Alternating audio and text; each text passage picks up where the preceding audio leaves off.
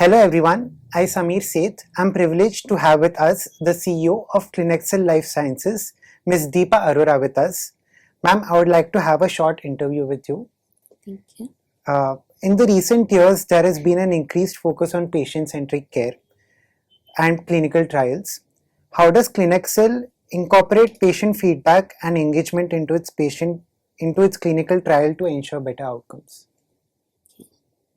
Yeah, that's a very relevant question because we develop the drugs for patients. At some point, we or our loved ones are patients.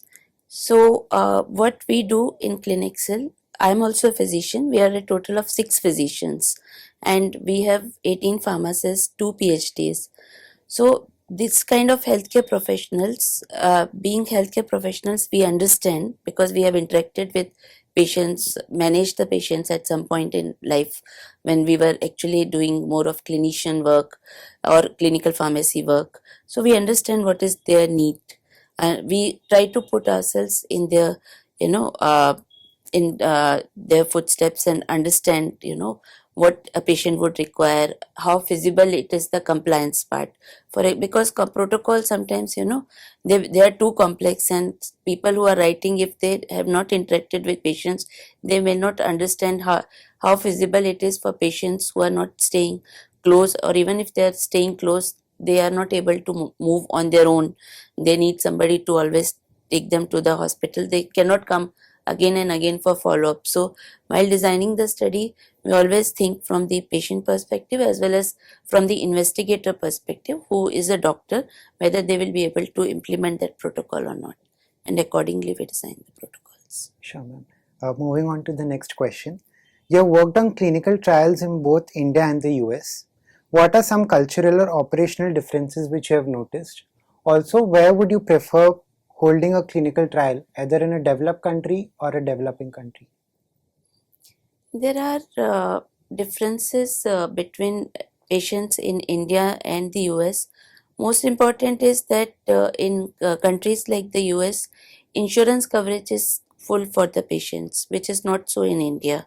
So, patients, it's very helpful for the patients when we conduct the clinical trials, because they not only get the treatment, standard of care, even if they are not in the treatment arm, they get free standard of care, as well as all the patient management is free. So, because in India, I think it's 80 or 85% patients are not covered by health insurance. So, it is very helpful for the patients that, in a way, clinical trials are helpful. So, they usually are, the compliance is better. Uh, in the US also, compliance is good because once people commit, they follow that kind of compliance perspective. So as such, considering this, whether they are covered under insurance or not, how far they are staying, what can be the other cultural factors, for example festivals, etc., which can have a concern for compliance, protocol compliance. Otherwise, there's not much difference between the two countries if we understand this and accordingly identify patients for the trials. Now, coming to a second part, where we would like to conduct the clinical trials in both places, because we need you might have heard a lot about the importance of diversity and inclusion. So it is important to conduct clinical trials in as many countries as possible to provide the patients an early access to the clinical trial drugs, as well as for the to understand if there is any ethnic differences between the pharmacokinetics of a drug. So, ma'am, the next question is that COVID-19 has sped up regulatory approvals for vaccines and treatments. Do you think this rapid approval model would influence future regulatory strategies and approvals? So, COVID gave us a kind of perspective that it can be sped up, the regulatory approvals, and uh, of course, for COVID drugs, the regulatory approvals were sped up. The process was fastened, but it is back to the normal in many countries. However, the regulators like the US FDA they have their own process of understanding how to expedite the clinical development process, and they have come up with very good solutions. For example, adaptive designs, umbrella trials, master protocols through which the clinical trial processes can be increased, the time can be reduced to the development. Okay. Also, ma'am, you have emphasized the importance of medical writing in clinical development. How do you see the role of medical writing evolving, particularly in an age where AI is being increasingly adopted? Yeah, AI is helping medical writing a lot, because you can, a lot of things that you do in a protocol. First, we develop a synopsis of the protocol, and then there are different sections. So, one is designing the studies.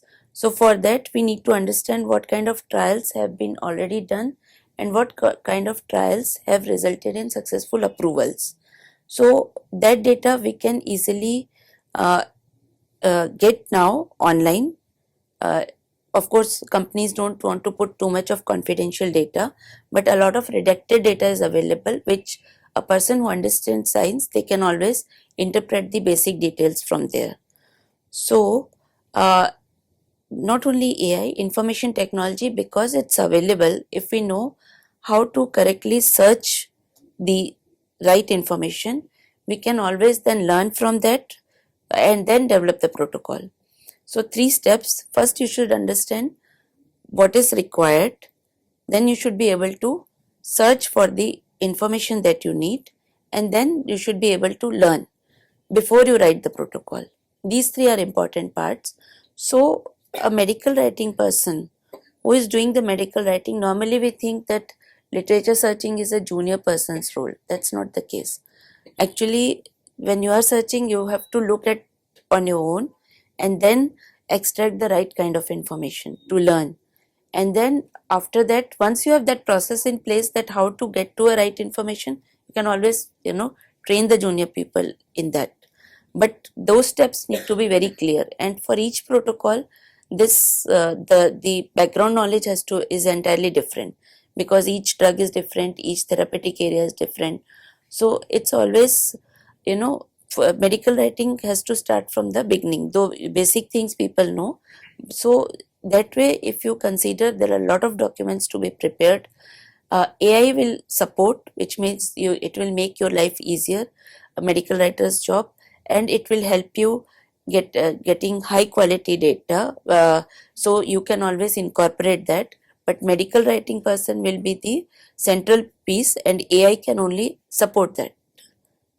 You must have heard now people saying that AI cannot do the crux work. So it is important for the medical writing also. Understanding and interpretation of that data needs to be done by a person who understands medical writing.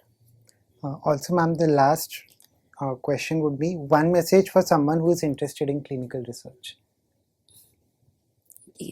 Uh, Clinical research is very interesting area to work with. Number two, it needs lot of learning.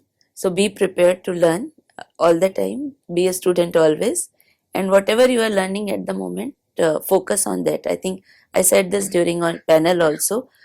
We should be very well versed with your books and always maintain them, because you will always be cross-referring them when you are doing the work in industry. Thank you so much. Thank you.